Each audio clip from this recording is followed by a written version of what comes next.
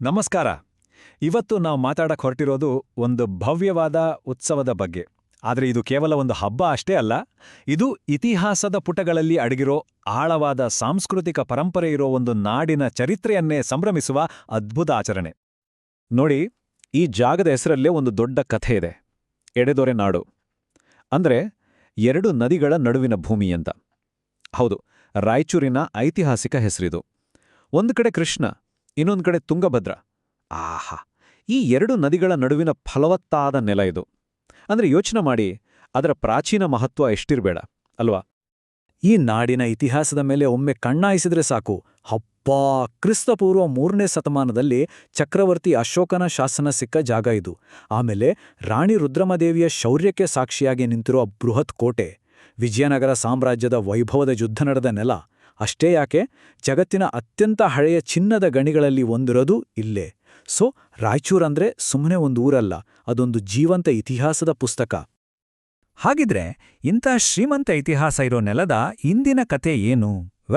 ಆ ಇತಿಹಾಸದ ಹೊಳಪು ಇವತ್ತಿಗೂ ಮಾಸಿಲ್ಲ. ಅದರದ್ದೇ ಒಂದು ಆಧುನಿಕ ಪ್ರತಿಬಿಂಬದ ಬಗ್ಗೆನೇ ನಾವೀಗ ಮಾತಾಡ್ತಿರೋದು. ಅದೇ ಈ ಎಡೆದೊರೆ ನಾಡು ಉತ್ಸವ. 20 ವರ್ಷಗಳು, ನಿಜಕ್ಕೂ ನಂಬೋಕೆಗಲ್ಲಲ್ವಾ? ಈ ಉತ್ಸವ ಮತ್ತೆ ನಡೆಯೋಕೆ ಬರೋಬ್ಬರಿ 20 ವರ್ಷಗಳೇ ಬೇಕಾಯ್ತು. ಯೋಚನೆ ಮಾಡಿ, ಇದು ಸುಮ್ಮನೆ ಒಂದು ಕಾರ್ಯಕ್ರಮದ ಪುನರಾಗಮನ ಅಲ್ಲ, ಇದು ಒಂದು ಇಡೀ ತಲೆಮಾರು ಕಾದಿದ್ದ ಕ್ಷಣ. ಜನರ ಸಾಂಸ್ಕೃತಿಕ ಬಾಂಧವ್ಯವನ್ನ ಮತ್ತೆ ಬೆಸೆಯೋ ಒಂದು ದೊಡ್ಡ ಪ್ರಯತ್ನ. ಸರಿ, ಈ 3 ದಿನಗಳ ಉತ್ಸವದಲ್ಲಿ ಏನೆಲ್ಲ ಇತ್ತು, ಹೇಗಿತ್ತು? ಹೇಳ್ಬೇಕಂದ್ರೆ ಇದು ನಮ್ಮ ಎಲ್ಲಾ ಇಂದ್ರಿಯಗಳಿಗೂ ಒಂದು ದೊಡ್ಡ ಹಬ್ಬನೇ ಆಗಿತ್ತು. ಸಂಪ್ರದಾಯ ಮತ್ತು ಆಧುನಿಕತೆ ಎರಡೂ ಒಂದಕ್ಕೊಂದು ಬೆರೆತ ಒಂದು ಅದ್ಭುತ ಸಂಗಮ. ಅಲ್ಲಿ ಕಲೆ, ಸಂಗೀತ, ಸಾಹಿತ್ಯ, ಸಂಸ್ಕೃತಿ ಎಲ್ಲದರ ಹೊಳೆಯೇ ಹರಿತಿತ್ತು ಅಂತ ಹೇಳಬಹುದು.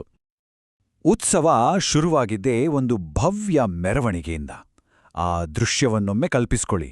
ಒಂದು ಕಡೆ ವೀರಗಾಸೆಯ ವೀರಾವೇಶ, ಇನ್ನೊಂದು ಕಡೆ ಡೊಳ್ಳು ಕುಣಿತದ ಆ ಶಕ್ತಿಶಾಲಿ ಲಯ, ಲಂಬಾಣಿ ನೃತ್ಯದ ಬಣ್ಣಬಣ್ಣದ ವಯ್ಯಾರ.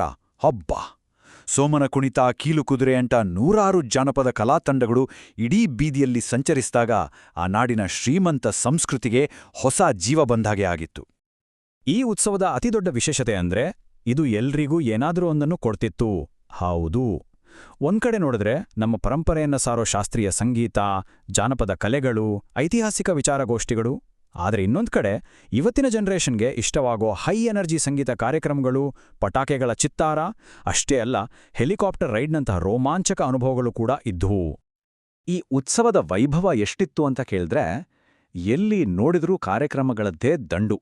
ಮುಖ್ಯ ವೇದಿಕೆಯಲ್ಲಿ ಸಂಜಿತ್ ಹೆಗಡೆಯವರಂತಹ ಸ್ಟಾರ್ಗಳಿಂದ ಸಂಗೀತದ ರಸದೌತಣ, ರಂಗಮಂದಿರದಲ್ಲಿ ಸಾಂಪ್ರದಾಯಿಕ ನಾಟಕಗಳದ್ದೇ ಕಲರವ. ಇನ್ನೊಂದು ಕಡೆ ಸಾಹಿತ್ಯ ಪ್ರಿಯರಿಗೆ ಕವಿಗೋಷ್ಠಿಗಳು, ಮುಷಾಯಿರ. ಅಷ್ಟೇನಾ? ಖಂಡಿತ ಇಲ್ಲ. ರೈತರಿಗಾಗಿ ಕೃಷಿ ಮೇಳ, ಹಾಗೇನೇ ಫುಡ್ ಲವರ್ಸ್ಗೆ ಅಂತಾನೆ 100 ಸ್ಟಾಲ್ಗಳ ಒಂದು ದೊಡ್ಡ ಫುಡ್ ಫೇರ್. ವಾವ್! ಇಡೀ ನಗರವೇ ಹಬ್ಬದ ವಾತಾವರಣದಲ್ಲಿ ಮುಳುಗಿ ಹೋಗಿತ್ತು. ಆದ್ರೆ ಈ ಬಾರಿಯ ಉತ್ಸವದ ಅತಿ ದೊಡ್ಡ, ಮೋಸ್ಟ್ ಪಾಪ್ಯುಲರ್ ಅಟ್ರಾಕ್ಷನ್ ಯಾವುದಿತ್ತು ಗೊತ್ತಾ? Helicopter ride. ಹೌದು, ಆಕಾಶದಿಂದ ಇಡೀ ರಾಯಚೂರನ್ನ ನೋಡುವ ಅವಕಾಶ. ಸುಮಾರು 500 ಅಡಿ ಎತ್ತರದಲ್ಲಿ ಆ ಐತಿಹಾಸಿಕ ಕೋಟೆಯನ್ನ, ಇಡೀ ನಗರದ ವೈಭವವನ್ನ ಕಣ್ತುಂಬಿಕೊಳ್ಳೋದು ಅದೊಂದು ಮರೆಯಲಾಗದ ಅನುಭವ. ಅಂದಹಾಗೆ ಸರ್ವಧರ್ಮಗಳ ಮುಖಂಡರು ಒಟ್ಟಿಗೆ ಸೇರಿ ಇದನ್ನ ಉದ್ಘಾಟಿಸಿದ್ದು ಒಗ್ಗಟ್ಟಿನ ಒಂದು ಸುಂದರ ಸಂದೇಶವನ್ನು ಕೊಡ್ತು. ಸರಿ, ಇಷ್ಟೆಲ್ಲ ನೋಡಿದ್ಮೇಲೆ ಇದು ಕೇವಲ ಒಂದು ಸಂಭ್ರಮ, ಒಂದು ಪಾರ್ಟಿ ಅನ್ಸುತ್ತೆ. ಆದ್ರೆ ನಿಜವಾಗ್ಲೂ ಅಷ್ಟೇನಾ? ಇಲ್ಲ. ಈ ಭವ್ಯ ಉತ್ಸವದ ಹಿಂದೆ ಒಂದು ದೊಡ್ಡ ಶಕ್ತಿನೇ ಕೆಲಸ ಮಾಡಿತ್ತು. ಅದುವೇ ಅಚ್ಚುಕಟ್ಟಾದ ಆರ್ಗನೈಸೇಷನ್ ಮತ್ತು ಜನರ ಸಹಭಾಗಿತ್ವ. ನೋಡಿ, ಇದು ಕೇವಲ ಒಂದು ಎಂಟರ್ಟೈನ್ಮೆಂಟ್ ಫೆಸ್ಟಿವಲ್ ಆಗಿರಲಿಲ್ಲ. ಇದರ ಹಿಂದೆ ಒಂದು ದೊಡ್ಡ ಉದ್ದೇಶ ಇತ್ತು. ರೈತರಿಗೆ ಕೃಷಿ ಮೇಳದ ಮೂಲಕ ಹೊಸ ಟೆಕ್ನಾಲಜಿ ಪರಿಚಯಿಸೋದು, 12 ಜಿಲ್ಲೆಗಳ ಕುಶಲಕರ್ಮಿಗಳಿಗೆ ತಮ್ಮ ಕಲೆ ಪ್ರದರ್ಶನ ಮಾಡಿ ಮಾರಾಟ ಮಾಡೋಕ್ಕೆ ಒಂದು ವೇದಿಕೆ ಕೊಡೋದು. ಹೀಗೆ ಇದೊಂದು ಎಲ್ಲರನ್ನೂ ಒಳಗೊಂಡ, ಸಮುದಾಯಕ್ಕೆ ಅನುಕೂಲವಾಗುವ ಹಬ್ಬವಾಗಿತ್ತು. ಜಿಲ್ಲಾಡಳಿತದಿಂದ ಹಿಡಿದು ಎಲ್ಲರೂ ಕೈಜೋಡಿಸಿದ್ರು. ಲಕ್ಷಾಂತರ ಜನ ಸೇರ್ತಾರೆ ಅಂದಮೇಲೆ ಸೇಫ್ಟಿ ಎಷ್ಟು ಮುಖ್ಯ ಅಲ್ವಾ? ಅದಕ್ಕೋಸ್ಕರ ಭರ್ಜರಿ ವ್ಯವಸ್ಥೆ ಮಾಡಲಾಗಿತ್ತು. ಸುಮಾರು 500ಕ್ಕೂ ಹೆಚ್ಚು ಪೊಲೀಸ್ ಮತ್ತು ಹೋಮ್ ಗಾರ್ಡ್ಸ್, ಜೊತೆಗೆ KSRP, DAR ಪಡೆಗಳು. ನಗರದಾದ್ಯಂತ 150 CCTV ಕ್ಯಾಮೆರಾಗಳು. ಅಷ್ಟೇ ಅಲ್ಲ, ಮೇಲಿಂದ ಕಣ್ಣಿಡೋಕೆ ಡ್ರೋನ್ ಕ್ಯಾಮೆರಾಗಳು ಕೂಡ. ಈ ಎಲ್ಲಾ ಭದ್ರತೆಯಿಂದಾಗಿ ಇಡೀ ಉತ್ಸವ ತುಂಬಾ ಸುಸೂತ್ರವಾಗಿ, ಯಾವುದೇ ತೊಂದರೆಯಿಲ್ಲದೆ ನಡೀತು. ಹಾಗಾದ್ರೆ ಈ ಇಡೀ ಉತ್ಸವದ ಅರ್ಥ ಏನು? ಇದು ಸುಮ್ನೆ 3 ದಿನಗಳ ಒಂದು ಆಚರಣೆನಾ ಅಥವಾ ಇದಕ್ಕೂ ಮೀರಿದ ಏನಾದ್ರೂ ಇದೆಯಾ? ಬಹುಶಃ ಇದು ರಾಯಚೂರಿನ ಇತಿಹಾಸ ಮತ್ತು ಭವಿಷ್ಯವನ್ನ ಬೆಸೆಯೋ ಒಂದು ಸುಂದರ ಸೇತುವೆ ಇದ್ದಾಗೆ. ನಾವು ಉತ್ಸವ ಅಂತ ಹೇಳ್ತೀವಿ. ಆದ್ರೆ ಈ ಪದದ ನಿಜವಾದ ಅರ್ಥ ಏನ್ ಗೊತ್ತಾ? ಸಂಸ್ಕೃತದಲ್ಲಿ ಉತ್ಸವ ಅಂದ್ರೆ ಮೇಲೆ ಕೆತ್ತುವುದು ಅಥವಾ ಉನ್ನತೀಕರಿಸುವುದು ಅಂತ. ಅಂದ್ರೆ ಇದು ಕೇವಲ ಎಂಟರ್ಟೈನ್ಮೆಂಟ್ ಅಲ್ಲ. ಇದು ನಮ್ಮ ಪರಂಪರೆ, ನಮ್ಮ ಸಂಸ್ಕೃತಿ, ನಮ್ಮ ಸಮುದಾಯದ ಚೈತನ್ಯ ಇದನ್ನೆಲ್ಲ ಎತ್ತಿ ಹಿಡಿದು ಸಂಭ್ರಮಿಸೋ ಒಂದು ಅರ್ಥಪೂರ್ಣ ಆಚರಣೆ. ಸೊ ಒಂದ್ ಕಡೆ ಬಲಿಷ್ಠ ಕೋಟೆಗಳು, ಐತಿಹಾಸಿಕ ಯುದ್ಧಗಳು, ಪ್ರಾಚೀನ ಚಿನ್ನದ ಗಣಿಗಳ ನಾಡು, ಇದು ಅಂದಿನ ರಾಯಚೂರು. ಇನ್ನೊಂದು ಕಡೆ ಅದೇ ಪರಂಪರೆಯನ್ನ ಸಂಗೀತ, ಕೃಷಿ ಮೇಳ, ಹೆಲಿಕಾಪ್ಟರ್ ರೈಡ್ಗಳ ಜೊತೆ ಸಂಭ್ರಮಿಸ್ತಿರೋ ನಗರ, ಇದು ಇಂದಿನ ರಾಯಚೂರು. ನೋಡಿ, ಭೂತಕಾಲ ವರ್ತಮಾನಕ್ಕೆ ಹೇಗೆ ದಾರಿ ಮಾಡ್ಕೊಡುತ್ತೆ.